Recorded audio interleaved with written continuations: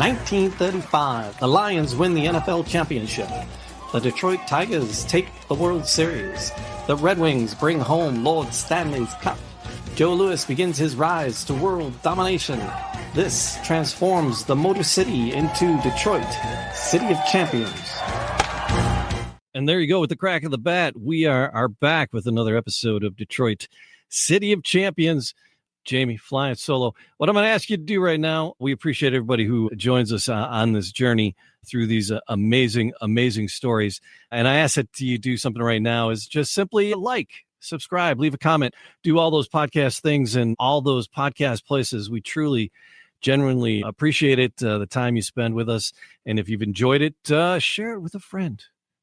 That's all Charles and I ask you to do. And tonight, though, talking about stories, and we'll link them down in the description. We did the whole series on Joe Louis, which is interesting because Joe Louis, all the champions in 1935, right? The Lions, the Tigers, the Red Wings all won their first championships, plus 30 other champions, all in Detroit, all in 35, and Joe Louis wasn't one. And we go through that whole story, but we did contend and we did argue that Joe Louis had the greatest season of any individual athlete ever, bar none. And I think we made that case pretty decisively. And Joe Louis was a very multifaceted individual, and yet he was a boxer, and he was very single-minded and single focused. And Johnny Smith and Randy Roberts were diving into the simplicity, complexity of the man and their book, The Fight of His Life, Joe Louis, Battle for Freedom during World War II. And we got some interesting stuff to share, and we're going to bring on the author of that book, Randy Roberts. Randy, welcome to Detroit City of Champions. Thanks a lot, Jamie. 35 was a great year for Louis. I mean, he beat Primo Canera in 35. He beat Max Baer in 35. Oh, yeah. Two world champions in 35. Oh, yeah. But wasn't Sharkey, I think, was 35. The championship. I mean, his career, that's the year his career bolstered and grew. And yeah, he did decidedly have the best season of any individual athlete ever, but it wasn't for the championship. No. Darn it, Max Baer, you goofball. Yeah. You Cinderella man losing goofball. Yeah. So, but Randy, before we get into this, tell me about your childhood. My childhood? Yeah. Tell me a little bit about you. I was born in the Pittsburgh area. Oh, okay. Right on. A lot like Detroit. Yeah.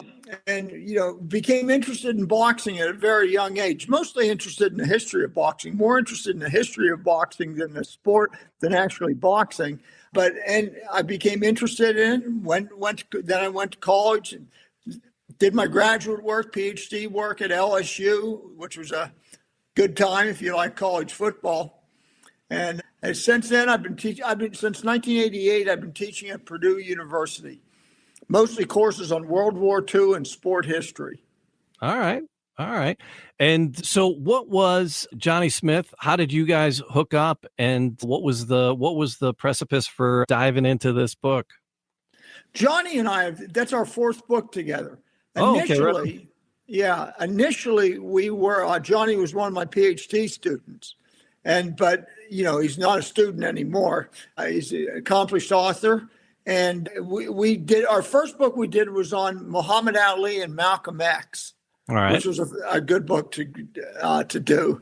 Then we did one on World War I and some Babe Ruth and some other characters in World War I, and also one on Mickey Mantle. That's our fourth book. Oh, Mickey. Louis. That's not a problematic individual at all there. No, nothing problematic about the Mick. Yikes. Sometimes people don't know all the history, and that's why professors of history are important to shed the light. Sometimes with Mickey Mantle, it's best to not know the full story.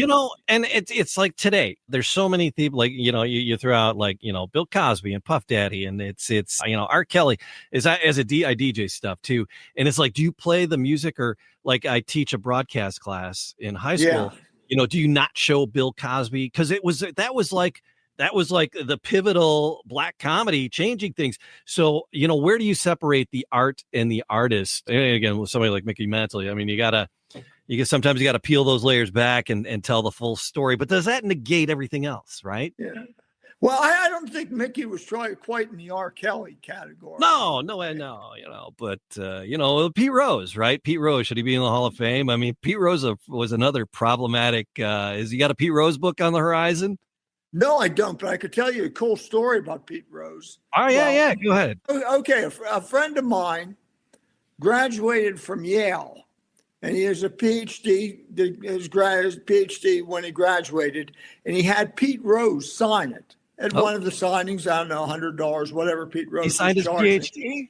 Yeah, signed his PhD. And now also signing that PhD was the president of the Yale at the time. All right. Bart Giamatti. So he's got Bart Giamatti and Pete Rose signed the same document. Oh boy. That's very interesting. All right, but we're talking about Joe Louis in your book, The Fight of His Life. It's interesting about Joe. And there was like how I was name dropping earlier before we went live, and JoJo, his son, Joe Louis Barrow Jr. the third, right? Because he named all his kids Joe Louis. So JoJo was in town launching Joe Louis Southern Kitchen, and he brought us down for the grand opening of that, JoJo there. And it was fun. But they had also, prior to that, and how I connected with JoJo was that I do another podcast, The Man Cave Happy Hour, which is all about bourbons, whiskeys, cocktails, spirits. And like right before COVID, right during COVID, they launched Joe Louis Bourbon, right? So the family is very, very, very, very tight with the Joe Louis name, and they don't let just anybody do anything. And so they did the Joe Louis Bourbon, and they were very, very careful about everything and the packaging. And they did this really cool thing. And in the background, so you had the label on the front and you had your label on the back, and the back of the label on the back they wanted a picture of like, up front on the label is Joe. And then in the background, they had like a crowd from one of his fights, but most of the fights were fairly segregated. So it was either all white folk or all black folk in most of the pictures, because it was pretty segregated. And the only fights that were like really not segregated were the ones during World War II and the fights that he did and the exhibitions that he did, because all the servicemen were just servicemen and they were all just there together. And so that's finally how they settled on the picture for the back, is because, it was a mixed crowd. They wanted a diverse crowd, and it was really hard to find a photo of a diverse crowd. And so that's what you're talking about. So walk me through the book. What are people, what's the story that you tell about Joe in the fight of his life? The story we tell is one that really hadn't been told to the extent that we did. And it was about Joe Louis in World War II. It's right. about Joe Louis finding his voice politically and opposing Jim Crow and opposing segregation in the United States Army, but at the same time acting as a symbol of unity in America. So the sources that you went to, who were you able to talk to about this? Well, there's not many people left around to talk to about Joe Louis. Yeah, there's not many World War II guys left for sure. We talked to his son, who was born in World War II. Right, the older son. Yeah, but he didn't have much memories of his father at an early age. He did at a later age. But what we did is, we went through tons of newspaper files, just thousands of different newspaper articles, government documents, Department of the Army documents, Department of State documents, followed him overseas in his tours of England and Italy mostly, and just went on to the Army bases with him, where he faced discrimination, and what he did for the government, what he did for America, and as a symbol of democracy and republicanism and during World War II. Of course, he became famous. His most famous fight was in 1938, June 22nd, 1938, when he fought Max Schmeling, right, the Nazi hero, knocked him out in one round. So after that, Joe Louis was a natural to represent America in its fight against Nazism. So what is one of the interesting tidbits? What's one of the interesting stories in here that you uncovered in your research? What's something that is going to surprise me as I get into this? Well, there's a number of stories. Yeah, an interesting one takes place at Camp Seibert in Alabama, where Joe Louis was going to go into town with Sugar Ray Robinson. Sugar Ray Robinson, the great fighter, was a friend of Joe Louis and was on Joe Louis's boxing troupe that he took around to various bases. And they were going to go into town, and there was only one bus for black soldiers and two for white soldiers.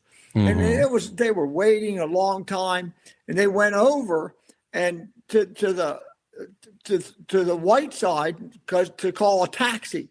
The taxi was on the white side. So they called a taxi and then sat down to wait. And MP came up to Joe Louis and said, you can't sit here. You're in a white section. And Joe Louis said, this is a segregated base. I can sit here. No, you can't. And before you know it, they were wrestling around. Joe Louis was taken to the MP. It was taken to the not prison, but kind of a local jail. Just kind of didn't put him in jail. And was sent to see the commanding officer, and it became But Joe Louis held his ground. He said, "No, this is. We may not have a segregated army, but the bases are segregated. That I can go on whatever bus I want. I don't have to follow the Jim Crow laws." Right. Wow. I did that story I had not heard before. So, and also segregated bases. The bases were not segregated overseas, right? But there was de facto segregation. So where black soldiers would go to white, say, bars, the white officer would say, "No, you're not allowed here." Or if they allowed black soldiers into it, the bars were discontinued for all white soldiers. So he faced terrible discrimination overseas as well. Wow. So what do you think? Because you said you're an advocate of boxing history. So now am I getting the name right? Jack Johnson, right? Yes. So what do you think the role, because Jack Johnson was kind of a very flamboyant, very outgoing, and that was like the 20s and earlier, right? Teens. In the teens, yeah. So and his behavior, even was shocking for the racial divide at the time.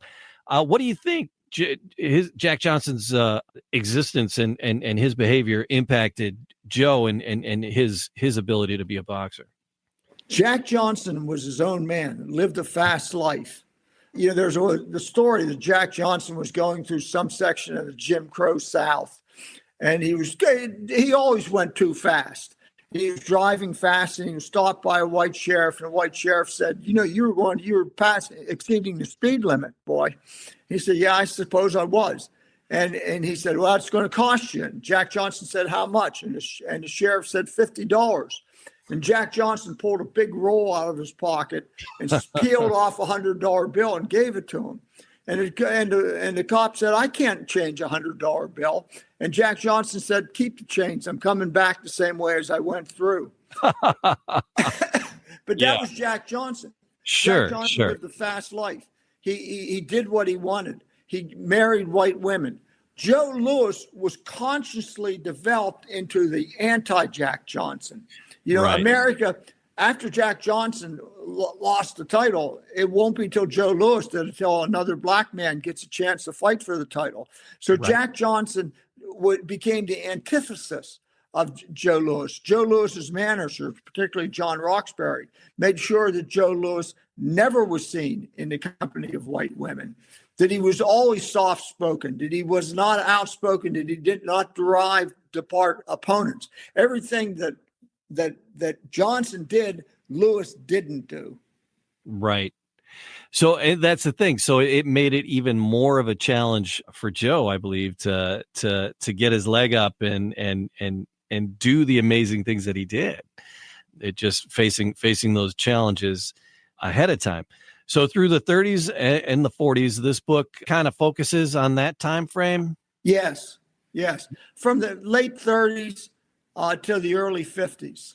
after that, right? I wanted to talk about what came after boxing and after his service. Did you dive into that at all? Have you, I mean, not necessarily for the book, but the movements and especially into professional golf? Yeah, we have. We deal with that in the book. Okay, good. Excuse me. I'd written another book on Joe Louis as well, so I kind of covered the full range. In professional golf in 1952, he was invited to a play in a San Diego Open, under the auspices of the PGA. Although he was an amateur, he was invited to play in it. And when a guy by the name of Horton came down, who was the head of the PGA, said, "No, you can't play." And Joe Louis called all of his friends in the media, Walter Winchell, Jimmy Cannon, people that knew Joe well, and they taught. And Joe Louis said, "Look, I was part of the fight against Hitler. Okay, I don't want more Hitlerism in the United States." And Winchell and Cannon and the others said the same thing. And so an exemption was made for Joe Louis to kind of break the color barrier in the PGA by playing in the San Diego Open as an amateur. Right. So, and then that was kind of breaking the color barrier in professional golf. He's kind of credited for breaking that barrier. Yes. From what I understand, it was that, and it all ties in with, another breaking the barrier with Jackie Robinson, right? Right. And Joe Louis helped Jackie Robinson get into officer candidate school in World War II. They became very close friends in World War II, Jackie Robinson and Joe Louis. Do you have any stories in here about the two of them in the book as well, and their connection? Oh, yes. Okay. Yeah, yes. As a matter of fact, towards the end, after he integrated baseball, Jackie Robinson said, "I could not have integrated baseball without Joe Louis." That's Joe true. Louis was his model. And they were both at Fort Riley, Kansas together. So was there a military leader that was instrumental in helping Joe while he was in the military? Who was his main liaison, or not really liaison, but person that he worked with? He worked a lot with a guy out of Chicago named Truman Gibson, who was a special assistant for Negro affairs, they called it at the time, for the United States Army. And so Truman Gibson, who was black, worked with Joe Louis. And when Joe would see something was completely out of range, that it was just not right, he would oftentimes call Truman Gibson, and sometimes Truman Gibson could cure the problem. Truman Gibson also was instrumental in getting Jackie Robinson into officer candidate school at Fort Riley. Right on. All right. So what's next for you, right? You said you wrote another book about Joe. What did the other book about Joe encapsulate? Well, it concentrated, although it dealt a little in World War II, it concentrated on his main career, which was in the 1930s, with Schmeling and through his tax problems, and just kind of a more full biography. Right. So the fights during World War II, these were more exhibition fights. What were the caliber of the things that Joe was doing during his enlistment? Well, he fought two fights for the United States Navy and Army. He fought a fight for the Navy Relief Fund in 1942, and then he fought one for the Army Relief Fund. So, and he donated his entire purse. I mean, who's ever heard of that? Where a heavyweight champion defends his title, risks his title, and gives his entire purse to the United States Army or the United States Navy. So he fought those. Then he had a boxing troupe that traveled hundreds of places in the United States and Europe. And there he just put on exhibitions. He just fought with a sparring partner. Okay. Guy by the name of Nicholson. I can't imagine what Nicholson's life was like, fighting Joe Louis and dying night after night after night. After a while, he had to take some time off, because one thing about boxing, when you box, you're bound to get hit in the face. Okay, you're going to get hit multiple times. And poor Nicholson, he long suffering, and Sugar Ray Robinson was in that, like I said, in that troupe too. Wow. All right. It's quite the adventure that he had. It's very interesting.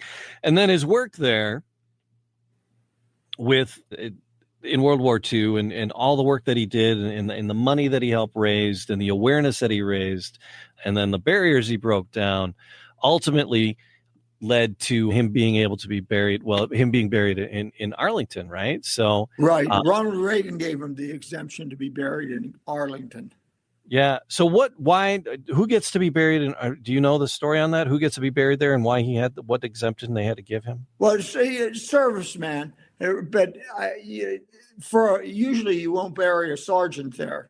Right. But Ronald Reagan was a great admirer. As a matter of fact, there was a movie, This is the Army, was made. It was the most popular movie, the most widely seen movie in World War II. And Joe Louis played an instrumental role in it, and so did the main character was Ronald Reagan. So they were in the same film together. Oh my goodness! All right, I just all the time it's talk about Reagan. He was in the fraternity I was in, but just Back to the Future. Who was the president? Ronald Reagan, the actor. Yeah. It's my favorite bit. All right, excellent. So the book is out, right? It came out mid-October. It's out. Where can people find it? Well, they can find it in most bookstores, or at least I hope they can find it in most bookstores now. But also, of course, Amazon.com and any of the places online that you buy books. All right. So who's available? Who is the book for? Do you need to be a boxing fan? Do you need to be a Joe Louis fan? Who is this book for? I think it's for a person that likes boxing, but also likes politics, that's interested in World War II. To me, I teach World War II. It's my favorite class to teach. And if you're interested in kind of the combination of sports and World War II, this is a book for you. And also kind of a person with a tremendous amount of dignity that does a great deal for America during the war. And a person that some people look at as Joe Louis didn't say anything. If you're raised like I was in the 1960s, that was the age of Muhammad Ali, who was a very different character than Joe Louis, but each in their own way made terrific strides for their own people. So, that's what I started out with, that Joe was a very complex and multifaceted person, and yet very simple. He was just a dude that wanted to box and excel in boxing, right? And just the fact that he was black was just like, okay, I'm just a boxer and I want to fight, right? And I want to do well. And all those other things, I think, came to him. I don't think he went actively looking for it so much as just, him as a person pushed through it, and it happened for him. Right. It's so hard at his craft. Yeah, in World War II is where he finds his political voice, where he stands up. He stands up for causes. He supports America, but he supports his own people. I mean, he has to be both an American and an African American, which was a pretty hard line to walk in World War II, because the Army was segregated. We had Stimson, the Secretary of War, at the very beginning said the Army we will not fight with an integrated army. Amazing.